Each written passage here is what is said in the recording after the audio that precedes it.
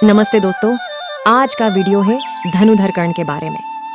Video आगे बढ़ने से पहले वीडियो लाइक और सब्सक्राइब जरूर करो। आप वीडियो देखते हो पर लाइक और सब्सक्राइब नहीं करते तो प्लीज सब्सक्राइब करें।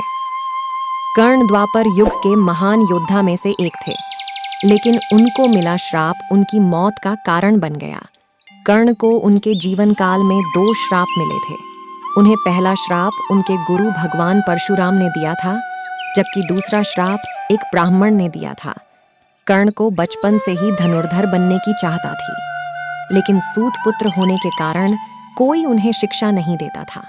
जब वह धनुर्विद्या सीखने के लिए गुरु द्रोणाचार्य के पास जाते हैं, तो वह भी कर्ण के सूत पुत्र होने के कारण उसे धनुर्विद्या देने से मना कर देते हैं। इससे कर्ण निराश होकर भगवान परशुराम के पास पहुंच जाते हैं। लेकिन भगवान परशुराम भी सिर्फ ब्राह्मणों को ही विद्या देते थे। अब कर्ण किसी भी तरह से धनुर्विद्या सीखना चाहता था, तो वह भगवान परशुराम से झूठ बोलता है कि वह ब्राह्मण है। भगवान परशुराम भी कर्ण को ब्राह्मण समझकर उसे शिक्षा देने लगते हैं। जब कर्ण की शिक्षा खत्म होने वाली होती है, तब एक दिन उनके गुरु भगवान परशुराम दोपहर के समय कर्ण की जंघा पर सिर रखकर आराम कर रहे होते हैं। थोड़े समय बाद वहां एक बिच्छू आता है, जो कर्ण के जंघा पर काट लेता है। अब कर्ण सोचता है कि अगर वह हिला या बिच्छू को हटाने की कोशिश की तो गुरु परशुराम की नींद टूट जाएगी। इसलिए वह बिच्छू को हटाने की बजाय उसे डंक मारने देता है।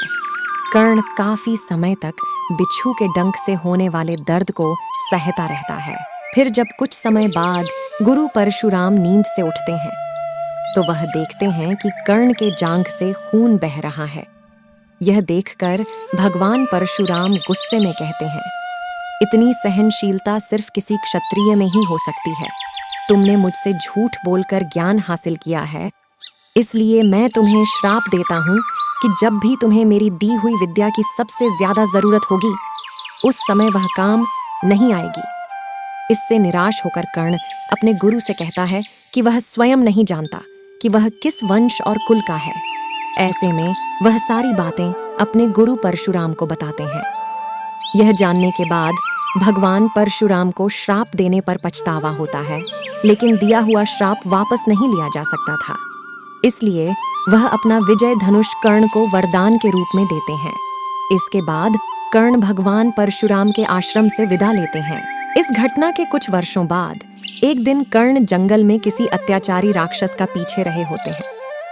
वह राक्षस को निशाना बनाते हुए उसे मारने के लिए बाण चलाते हैं, लेकिन राक्षस अचानक गायब हो जाता है और बाण दलदल में फंसी एक गाय को लग जाता है।